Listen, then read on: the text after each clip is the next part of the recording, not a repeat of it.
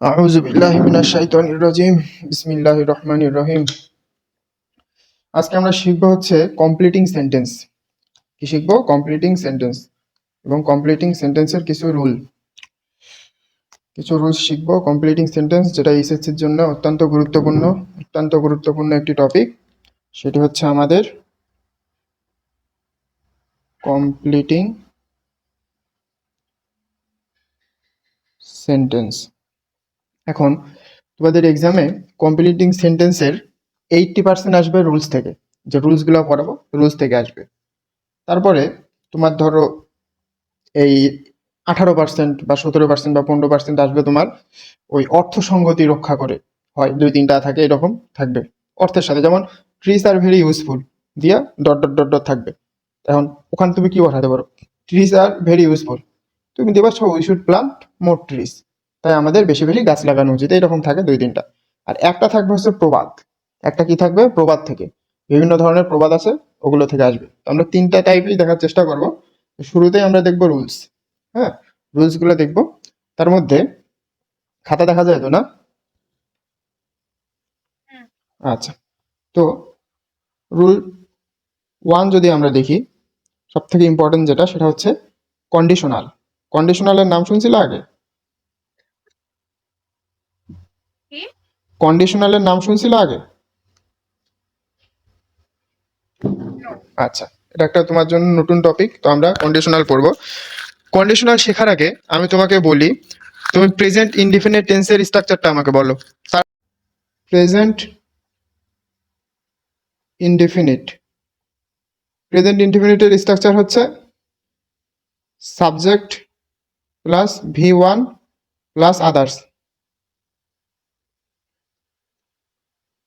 V1 মানে কি? মূল মূল ভার্বের প্রেজেন্ট ফর্ম। তারপরে হচ্ছে পাস্ট ইনডিফিনিট। পাস্ট ইনডিফিনিটের স্ট্রাকচার কি? Subject plus verb two plus others. এরপরে হচ্ছে পাস্ট পারফেক্ট। পাস্ট পারফেক্টের স্ট্রাকচার বলতে পারবি?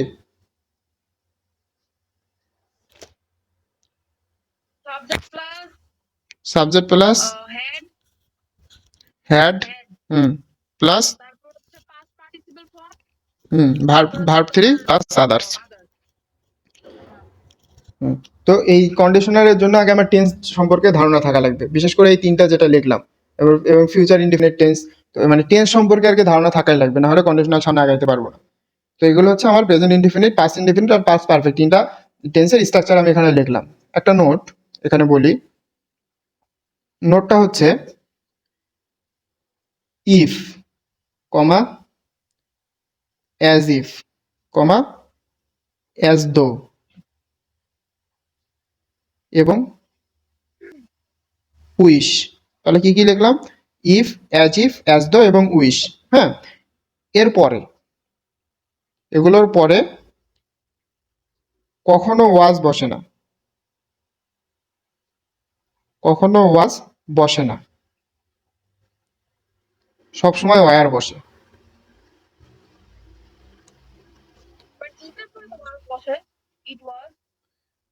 ইট না রে বাবা, if, IF, if, as though. তো এগুলোর পরে হচ্ছে কোনো সময় ওয়াজ বসে না, সবসময় ওয়ার বসে, এটা মনে রাখবি। আচ্ছা, এখন কন্ডিশনাল যদি 1 নম্বর রুলটা আছে, ওইটা আমরা কন্ডিশনাল হচ্ছে 3 ধরনের কন্ডিশনাল থাকে। একটা হচ্ছে first condition, second condition, third condition. আমরা 3টাই শিখবো। আমরা প্রথমে শিখবো হচ্ছে ফার্স্ট কন্ডিশন। ফার্স্ট কন্ডিশনে কি বলা হয়েছে দেখ। প্রথমে হচ্ছে ফার্স্ট কন্ডিশন। ফার্স্ট কন্ডিশনে বলা হয়েছে, স্ট্রাকচারটা দেখ, ইফ যোগ present indefinite tense, present indefinite মানে ইফ যোগ প্রেজেন্ট ইনডিফিনিট, এইটুকু তোরে দেওয়া থাকবে। তারপরে পরীক্ষার খাতায় ডট ডট ডট ডট দেওয়া থাকবে। তাহলে ওই পরের অংশে ইফ প্লাস প্রেজেন্ট ইনডিফিনিটের পরের অংশে তোকে যেটা লিখতে হবে, তো যেভাবে মানে ওই সেন্টেন্সটা কমপ্লিট করতে হবে, সেটা হচ্ছে ফিউচার ইনডিফিনিট টেন্স হবে। ফিউচার ইনডিফিনিট, NITE, মানে হচ্ছে ইফ যুক্ত সেন্টেন্সের প্রথম অংশটা যদি প্রেজেন্ট ইনডিফিনিট টেন্স হয়, পরের অংশটা হবে ফিউচার ইনডিফিনিট টেন্স। এটা হচ্ছে প্রথম কন্ডিশন, ফার্স্ট কন্ডিশন। আমি একটা এক্সাম্পল দিলে বুঝবি। এক্সাম্পল দেখ, বলা হচ্ছে ইফ হি কামস। হ্যাঁ, তারপরে ধর তোর ডট ডট ডট দেওয়া আছে, পরীক্ষা এইটুকু দেওয়া আছে, বলছে যে তুমি সেন্টেন্সটা সম্পূর্ণ করো। দেখ তাহলে ইফ হি কামস এটা হচ্ছে কোন টেন্স? প্রেজেন্ট ইনডিফিনিট টেন্স, হির পরে কামস আছে। তাহলে দেখ আমি স্ট্রাকচারে বলছি ইফ প্লাস প্রেজেন্ট ইনডিফিনিট, তাহলে if plus present indefinite tense আছে, তাহলে পরের অংশটা আমার কি দিয়ে পূর্ণ করতে হবে? ফিউচার ইনডিফিনিট দিয়া। তাহলে ইফ হি কামস, হ্যাঁ যদি সে আসে, যদি সে আসে তাহলে আমি কি লিখতে পারি? যদি সে আসে তাহলে আই উইল গো। যদি সে আসে তাহলে আমি যাব। তাহলে এইটা আমাদের হচ্ছে ফার্স্ট কন্ডিশন। হ্যাঁ, ইফযুক্ত সেন্টেন্সের প্রথম অংশ যদি প্রেজেন্ট ইনডিফিনিট টেন্স হয়, পরেরটা হবে future indefinite tense. First condition শেষ। এখন আমরা পড়বো হচ্ছে সেকেন্ড কন্ডিশন। এগুলো কিন্তু অনেক ইম্পর্টেন্ট, আমি কম করে পড়া দিব। আজকে হয়তো বা 3টা রুলস পড়াবো টোটালে, যেগুলো হচ্ছে পড়া করে রাখতে হবে। সেকেন্ড কন্ডিশন, সেকেন্ড কন্ডিশনে বলা হচ্ছে ইফ যোগ পাস্ট ইনডিফিনিট।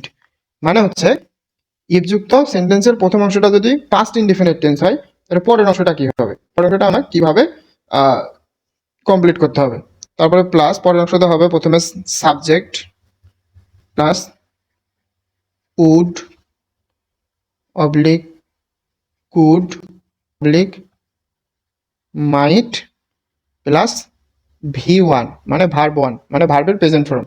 তাহলে ইফযুক্ত সেন্টেন্সের প্রথম অংশটি যদি পাস্ট ইনডিফিনিট টেন্স হয়, তাহলে পরের অংশে আমাকে প্রথমে সাবজেক্ট লিখতে হবে, তারপরে উড কুড মাইট এটা যে কোনো একটা লিখতে হবে, তারপরে ভার্ব 1 দিয়ে আমাকে কমপ্লিট করতে হবে।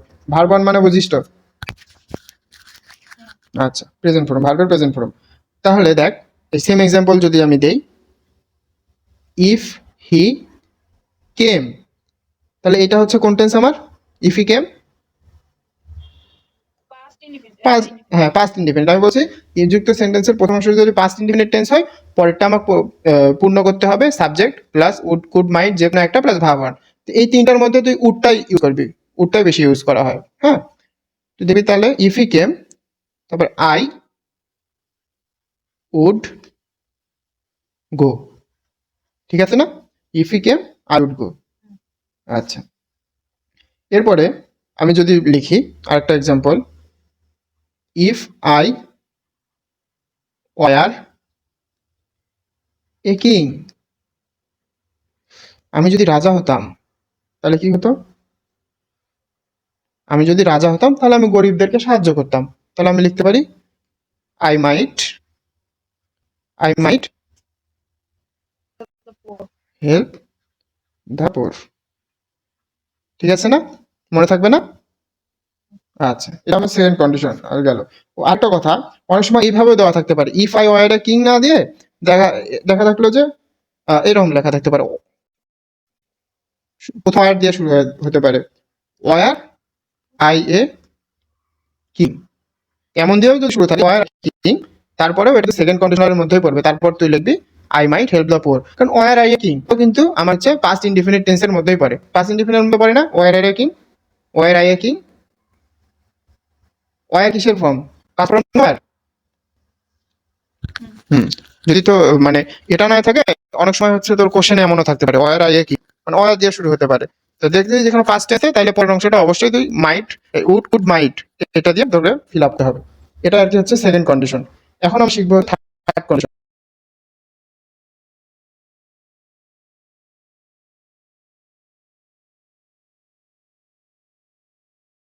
করবো থার্ড কন্ডিশন। থার্ড কন্ডিশন একটা দেখ, প্রথমে হচ্ছে ইফ, প্রথমে if plus past perfect, past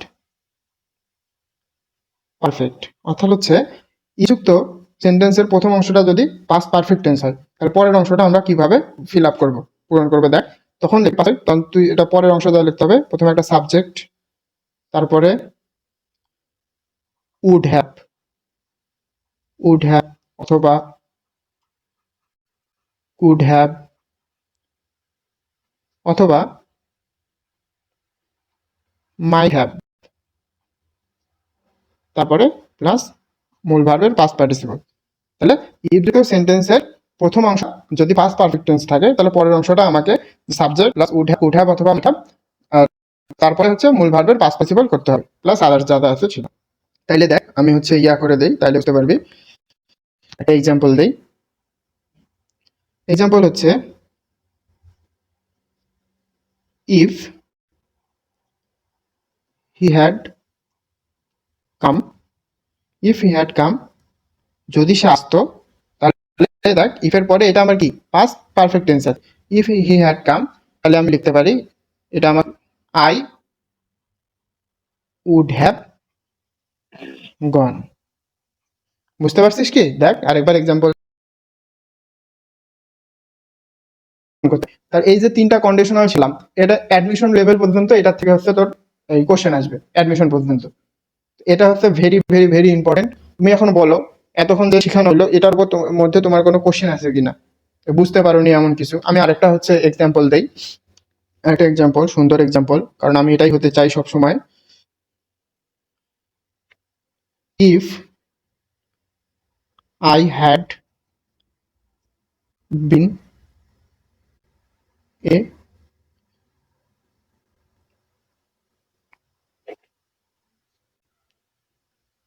millionaire, যদি আমি কোটিপতি হতাম, কি করতাম?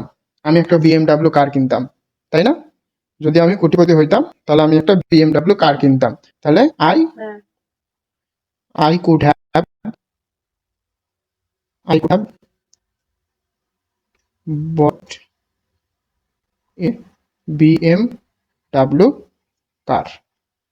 দেখ স্ট্রাকচারের সাথে মিলছে কিনা, দুটো এক্সাম্পল দিলাম। মিলছে।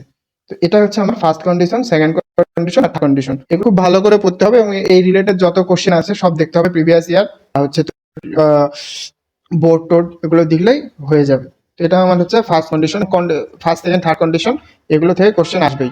তোর কোনো আছে? আমি আরেকবার হচ্ছে রিভিউ দেই বিষয়টা, একবার তোমরা এভাবে। তাহলে আমি আজকে প্রথমে কি কি শিখলাম আরেকবার দেখ। প্রথমে শিখছো কন্ডিশনাল। কন্ডিশনালের মধ্যে প্রথমে আমি শিখালাম হচ্ছে প্রেজেন্ট বিভিন্ন টেন্সের হচ্ছে structure, present indefinite, past indefinite আর পাস্ট পারফেক্ট টেন্সের স্ট্রাকচার দেখানো হয়েছে। তারপরে এক নোট শিখাইছি, নোটটা বলছি যে ইফ, অ্যাজ দো এবং উইশ, এগুলোর পরে কখনো ওয়াজ বসে না, সবসময় অয়ার বসে। হ্যাঁ, এটা একটা নোট শেখানো হয়েছে। তারপর তো শেখানো হয়েছে হচ্ছে ফার্স্ট কন্ডিশন। ফার্স্ট কন্ডিশনে বলা হচ্ছে ইফ প্লাস প্রেজেন্ট টেন্স যদি হয়, ইফ যুক্ত সেন্টেন্সের প্রথম অংশ যদি প্রেজেন্ট ইনডিফিনিট টেন্স হয়, তাহলে পরের অংশটা আমার ফিউচার ইনডিফিনিট টেন্স হবে। সেকেন্ড কন্ডিশনে বলা হয়েছে ইফ যুক্ত সেন্টেন্সের প্রথম অংশটা যদি, হ্যাঁ তোর মতো, আচ্ছা, ইফ যুক্ত সেন্টেন্সের প্রথম অংশটা যদি পাস্ট ইনডিফিনিট টেন্স হয়, পরে করতে হবে subject plus would oblique could oblique might plus verb one. তাহলে উড কুড বা মাইট দিয়ে ওইটা আমার পূরণ করতে হবে। আর থার্ড কন্ডিশনে যেটা বলা হয়েছে সেটা হচ্ছে ইফ যুক্ত সেন্টেন্সের প্রথম অংশ যদি পারফেক্ট টেন্স হয়, তখন পরের অংশটা আমাকে উড হ্যাভ, কুড হ্যাভ অথবা মাইট হ্যাভ, তারপর মূল ভার্বের পার্টিসিপল দিয়ে করতে হবে। এই আর কি, ঠিক আছে?